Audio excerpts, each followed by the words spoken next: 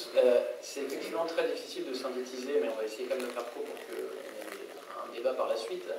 En quelques minutes, il y a tellement de choses à dire dans ce qu'on a décrit tout à l'heure, dans ce cadre juridique en tout cas qu'on a décrit tout à l'heure, avec d'un côté le pénal, de l'autre le civil. Je vais essayer moi d'accentuer mes réflexions sur la partie pénale, civile, pardon, puisque le pénal, on l'a vu tout à l'heure, ça ne veut pas dire qu'il ne faut pas se défendre, mais c'est extrêmement compliqué aujourd'hui, notamment en matière de harcèlement moral, de faire aboutir une plainte.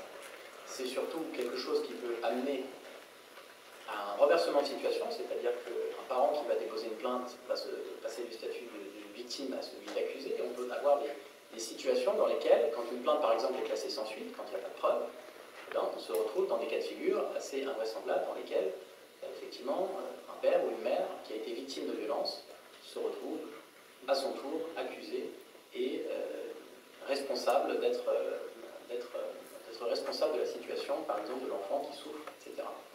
Donc le pénal, c'est vraiment à prendre avec pincette. On étudie les dossiers, on essaie de voir si les preuves sont constituées, s'il y a suffisamment de choses. Le droit est d'interprétation stricte, le droit pénal. Donc il faut vraiment avoir des dossiers béton si on veut aller sur ce terrain-là. Parce que les gens, ils veulent obtenir réparation, ils veulent obtenir satisfaction, mais il faut surtout penser en termes de stratégie. Et effectivement, c'est pour ça, le docteur Coutenceau disait tout à l'heure, est-ce que ça a un intérêt parfois de poursuivre les procédures jusqu'à leur terme, quitte à ce que ça termine en autre boudin? Pas toujours, pas toujours. Et au pénal, on peut en dire beaucoup de choses, y compris sur les plaintes concernant les incestes. Quand un parent dépose plainte aujourd'hui pour inceste, il y a le procès Béraud qui est passé par là, il faut savoir qu'il y a très peu de plaintes qui aboutissent. Récemment sur BFM TV, il disait que 90% des plaintes pour harcèlement moral, c'est une association de victimes qui disait ça, sont classées sans suite. Parce que ça veut dire que 90% de ces victimes qui déposent plainte, qui ont déjà eu le courage de déposer plainte, sont dans la fabulation, sont en train d'inventer une histoire. Non, mais il y a un décalage effectivement entre cette réalité-là et les conséquences ensuite que ça peut avoir sur le terrain, et notamment vis-à-vis de l'enfant. Le premier point que j'abordais, c'était pour dire que c'était dur de synthétiser tout ça en quelques minutes. De la même manière que c'est dur de synthétiser devant un juge, parce qu'on n'a parfois que 10-15 minutes pour déployer et résumer toute une vie. Donc les justiciables, c'est dur à vivre pour eux aussi, mais ça paraît banal à dire. La première réflexion que je voudrais faire, c'est celle des moyens de la justice en France. C'est trop facile de pointer du doigt les magistrats en disant, ou les experts, ils n'ont rien compris, etc. Il y a effectivement une question un peu provocante qu'on peut poser, puisqu'elle est prévue dans le 5e plan gouvernemental, qui est un catalogue parfait, qui, s'il était appliqué demain, résoudrait tous les problèmes. Et quand on le lit, nous, professionnels, et il y a beaucoup de professionnels de terrain, ce qui peut faire aussi évoluer les choses, c'est le retour d'expérience qu'on a chacun, je pense, par rapport au décalage qu'il peut y avoir entre ce qui est préconisé là, et ce qui est d'ailleurs préconisé depuis de nombreuses années, puisque déjà dans la loi du 9 juillet, dans le rapport parlementaire de 2009, on avait un certain nombre de préconisations, et ce qui se passe concrètement sur le terrain. Donc il y a des discours politiques qui sont faits, mais sur le terrain, c'est comme dans beaucoup d'autres domaines, il faut des moyens. Il faut que les juges, il faut bien voir que quand on arrive pour plaider une affaire devant un juge d'affaires familiales, on est 30 avocats, multipliés par 2 parties, qui attendent dans un couloir, on passe en 10 minutes, et vous attendez 2 heures, 3 heures, et le juge, il doit traiter 30 dossiers par matinée, avec je ne sais pas combien de pièces, et je ne sais pas combien de problématiques à traiter. Quand on est sur des problématiques complexes comme celle-ci, avec la question des enfants qui se posent, avec la question du harcèlement moral, avec la question de la répercussion que ça peut avoir sur les enfants, il est évident qu'avec ces moyens-là, on ne peut pas arriver au bout des choses à traiter sérieusement cette problématique. Donc la première réflexion que je voulais faire, c'était ça. C'était la question des moyens. La deuxième, c'était aussi pour rebondir sur ce que disait le docteur Coutenceau, c'est que le droit ne va pas tout résoudre. On peut obtenir une forme de réparation avec le droit, mais il ne faut pas en espérer une réparation totale. Il y a d'autres moyens, il y a d'autres manières de se protéger. Le droit, c'est une arme, c'est des outils qui peuvent permettre de fixer un cadre, mais c'est important d'avoir d'autres éléments, d'avoir un suivi psychologique, d'avoir une mise à distance, et en termes de stratégie, le droit, c'est qu'une partie de la stratégie à mettre en œuvre. Le dernier point que je voudrais dire à titre introductif, c'est que c'est particulièrement intéressant de sortir, à travers ces colloques, du huis clos. Parce que les décisions juges aux affaires familiales, les décisions juges pour enfants, c'est des décisions privées. Ça concerne les parties, ça ne concerne pas la société. La société n'est pas au courant de ça, et on ne peut même pas, nous, en divulguer le détail, si vous voulez. Quand ça passe au pénal, parce qu'on a des affaires où ça termine au pénal avec les passages à l'acte, là, effectivement, il peut y avoir des émissions de télé, des experts qui s'expriment, et on décrit des profils de personnalité. Mais ce qui se passe au civil, dans le huis clos du juge civil, ça reste confidentiel. Et donc c'est intéressant justement de pouvoir un petit peu déblayer cette problématique. Ces remarques introductives, je les faisais pour simplement, parce qu'il est question de la protection notamment des enfants par rapport à cette thématique, il faut bien comprendre que c'est une problématique globale. Et en termes de stratégie, oui, c'est important d'avoir une stratégie. Je parlais au début du pénal, effectivement, le pénal, ça peut être contre-productif et ça peut même amener à des conséquences bien plus néfastes. Il faut avoir une stratégie globale parce que, alors, on a séparé, même ici, de manière un peu artificielle, en différents tables rondes, parce qu'il faut qu'il y ait des thèmes. Mais il faut bien comprendre que chacun de ces thèmes correspond à une problématique globale. La Convention d'Istanbul, quand elle parle de violences domestiques, elle englobe effectivement les violences physiques, les violences psychologiques, les conséquences que ça peut avoir sur l'enfant, qui est une victime directe, un enfant témoin est une victime directe, et les violences économiques. Ça, c'est un thème, nous, quand on l'aborde devant une juridiction, on vient de dire, mais quel rapport entre une violence économique et les conséquences que ça peut avoir sur l'enfant? Le rapport, il existe. Quand un père ou une mère ne paye pas sa pension alimentaire, qu'il organise frauduleusement son insolvabilité, ça a des répercussions directes sur l'enfant. Donc toutes ces questions, elles sont abordées de manière globale, et la stratégie, elle est abordée de manière globale. Je fais une aparté sur la problématique de l'aliénation parentale qu'on évoquait tout à l'heure. Dans le 5e plan gouvernemental, et là il y a peut-être un débat effectivement à avoir, ils nous disent justement de faire particulièrement attention à ça. Parce que quand un père ou une mère dépose une plainte ou se plaint de violence de son concubin ou de son conjoint, et qu'on vient exposer les répercussions que ça va avoir sur l'enfant, systématiquement, la réponse qui est apportée, et malheureusement c'est la réponse qui est parfois donnée, c'est de dire oui mais attention, ce père ou cette mère c'est quelqu'un de fusionnel, c'est quelqu'un d'aliénant, il y a un risque d'aliénation pour l'enfant. Et encore hier, j'étais dans une audience à Meaux, c'était exactement ça la thématique. Et les questions qui se posent quand on lit le 5e plan gouvernemental, c'est quand même de voir ce qui est écrit dedans. Faisons attention, prenons avec des pincettes ce syndrome d'aliénation parentale, déjà parce que il n'est pas reconnu en tant que tel par le manuel diagnostique et statistique des troubles mentaux, et surtout, il peut conduire à décrédibiliser la parole du parent, enfin de la mère, exceptionnellement du père ou de l'enfant, et par conséquent à en nier le statut de victime en inversant les responsabilités. Donc là, effectivement, il y a aussi une manière de présenter les choses qui se heurte parfois aussi, il faut bien le dire, on est au-delà du droit, à une question idéologique. On parlait de la loi sur la résidence alternée, il y a effectivement des courants idéologiques aussi aujourd'hui, pour plusieurs raisons, qui cherchent à imposer cette résidence alternée en permanence. Évidemment que le principe, c'est la coparentalité. Évidemment qu'un enfant, il a le droit à voir son père et sa mère à part égale. Ça, c'est le principe général. Mais il ne faut pas nier qu'il y a des exceptions à ce principe. Et c'est précisément ce dont on parle aujourd'hui.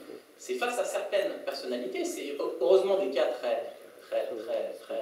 ce n'est pas la majorité, mais face à certaines personnalités, précisément, l'intérêt de l'enfant, ça n'est pas la résidence alternée. Précisément, ça ne veut pas dire qu'on va faire une hiérarchisation entre les parents, c'est simplement de mettre en œuvre, et c'est dommage que les personnes qui ont élaboré ce projet de loi sur la résidence alternée, qui est avorté, ne voient pas, parce que ça existe dans la jurisprudence en France depuis de nombreuses années. Les juges nous donnent toutes les explications pourquoi la résidence alternée, dans certains cas, ne fonctionne pas. La mésentente des parents n'est pas un obstacle à sa mise en œuvre, sous réserve que ceux-ci puissent, comme en l'espèce, dialoguer et soient d'accord sur les modalités de base de l'éducation. Il y a une tonne de jurisprudence qui vient expliquer pourquoi la résidence alternée ne fonctionne pas. Quand la résidence est fixée chez un des parents, en résidence alternée, effectivement, il faut du courage parce que toutes les décisions, absolument toutes, doivent être prises en commun. Donc vous n'êtes pas d'accord sur une association, une activité scolaire, sur la couleur du pyjama ou que sais-je, vous pouvez retourner devant le JAF pour ça. Simplement, ça va engorger la juridiction. Quand la résidence est fixée chez un parent, alors on va venir nous dire que l'autorité parentale nécessite un dialogue permanent, certes, mais quand la résidence est fixée chez un parent, ce parent, il a le droit de faire les actes usuels. Il a le droit d'emmener l'enfant à l'activité scolaire sans demander en permanence l'autorisation à l'autre. Il y a plusieurs grandes décisions qui doivent toujours être prises en commun. Le choix d'un médecin en cas de maladie grave, mais on nous dit récemment le choix d'un psychologue lorsqu'il y a un suivi au long cours, l'inscription dans une école privée, le choix d'une fête religieuse. Mais en dehors de ces trois grandes décisions, le fait que la résidence soit fixée chez un des parents, ça va permettre effectivement d'avoir un climat plus serein, dans l'intérêt de l'enfant. Et donc c'est ce qu'on essaye d'expliquer de façon régulière aux juges. Parfois on se heurte effectivement à des postures idéologiques. D'emblée on nous dit résidence alternée, on a eu ça dans un dossier dans le sud de la France. L'intérêt c'est ça aussi, c'est à travers les audiences qu'on peut faire, j'en fais beaucoup, j'en fais 2-3 par semaine un peu partout en France, c'est de confronter et de voir qu'il y a beaucoup d'hétérogénéité en fait à travers les différentes régions. On est tous égaux devant la loi, mais les réponses qui sont apportées face à ce type de problématiques ne sont pas les mêmes d'une juridiction à l'autre, ne sont pas les mêmes d'un expert à l'autre. Il y a des régions qui sont beaucoup plus avancées que d'autres, excusez-moi, beaucoup plus avancées que d'autres, des conseils municipaux qui investissent beaucoup d'argent pour la formation, justement, des gendarmeries qui sont parfaitement au fait des choses, d'autres qui le sont moins.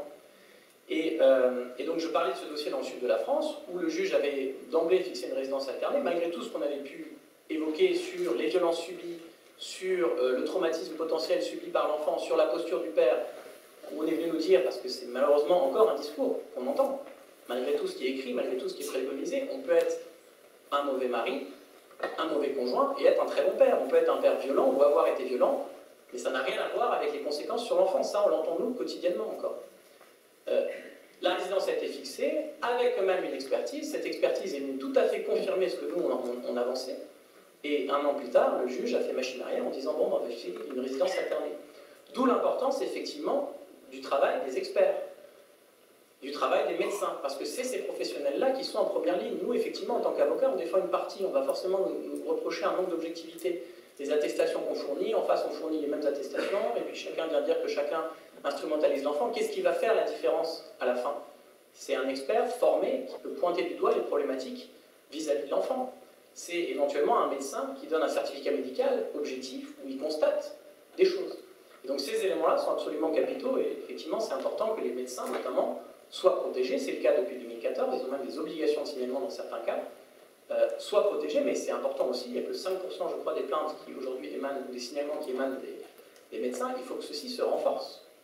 Il faut que ceci se renforce, parce que autrement on ne peut pas arriver à faire aboutir ce genre de questions.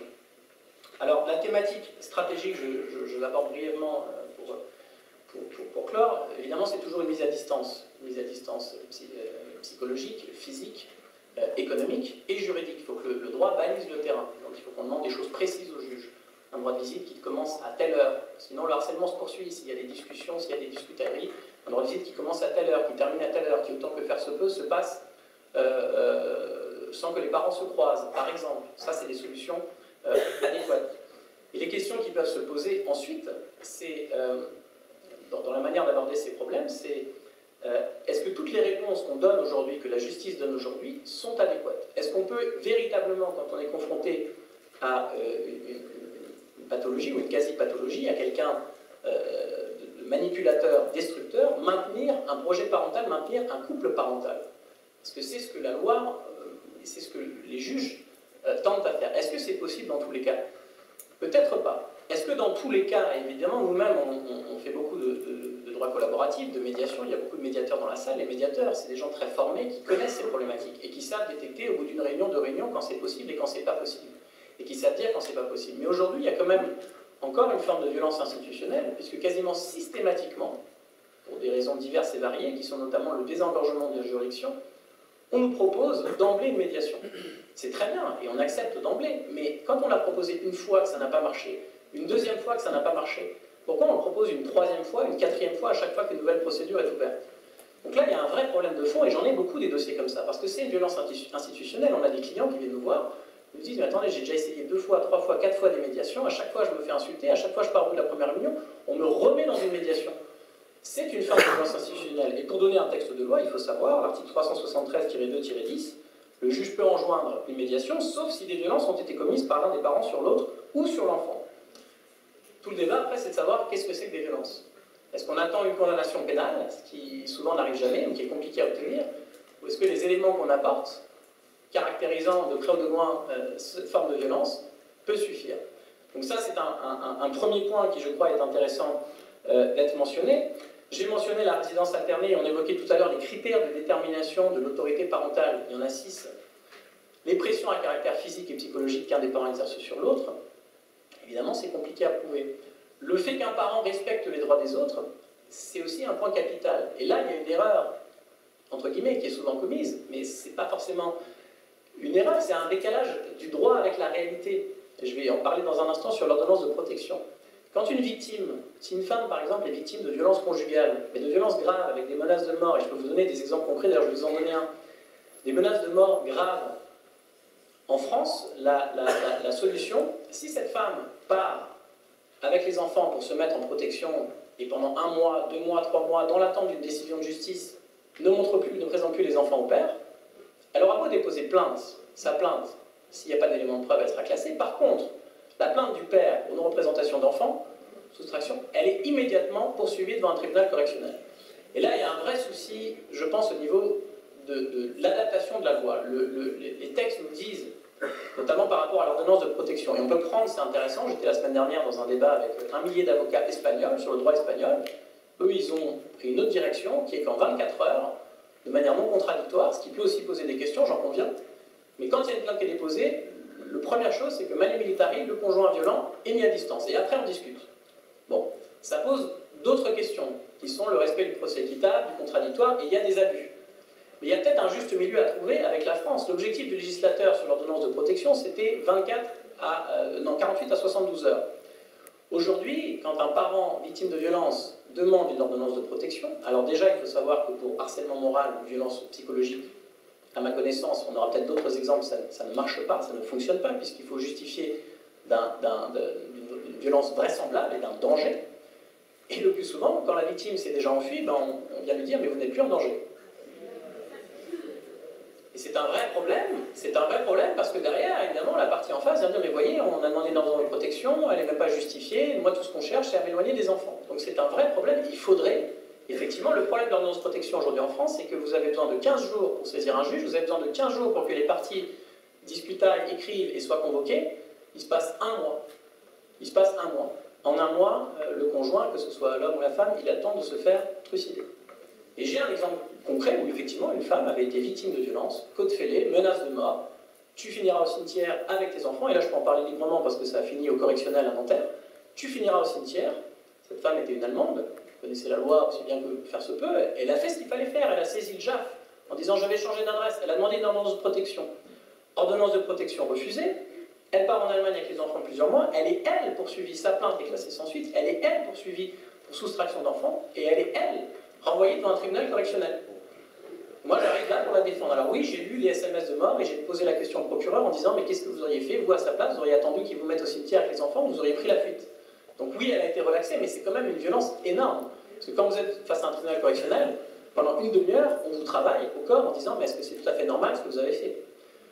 Plus grave, il y avait eu en parallèle une décision du juge aux affaires familiales qui avait tenu compte de ces violences, qui avait dit oui, compte tenu des violences, la résidence doit être fixée chez la mère. Et donc, ça c'est un autre problème qui se pose, c'est celui de l'absence de guichet unique. On est quand même au XXIe siècle, il faudrait que chaque juge, chaque juridiction ait accès à un dossier complet de tout ce qui se passe. Parce que le procureur n'était pas au courant de la décision du JAF. Et donc l'infraction n'était même plus qualifiée pour partie. Donc vous voyez, parfois les invraisemblances, les dysfonctionnements, il ne s'agit pas pour moi de pointer du doigt, encore une fois, du doigt, mais c'est encore une fois, on en revient à la question des moyens. L'espace médiatisé, je peux en dire un mot aussi, puisque vous avez, dans certains cas les plus extrêmes, la nécessité de mettre en place des centres médiatisés, où un parent peut, en présence d'un tiers, voir ses enfants. Oui, c'est très bien, on en parle aussi dans le 5e plan gouvernemental, il faut renforcer le financement de ces centres médiatisés.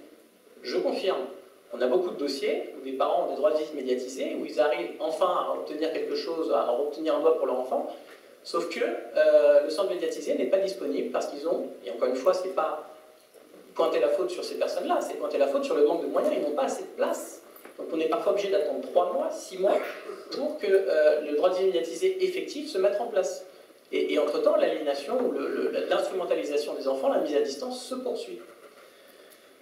Donc voilà, je vois que le temps est compté, donc c'était quelques réflexions, je crois, de terrain qui semblent importantes sur des pistes d'évolution, de développement qui pourraient favoriser une amélioration des choses. Je pense que le mieux, c'est peut-être de laisser la parole à la salle pour qu'on puisse répondre aux questions.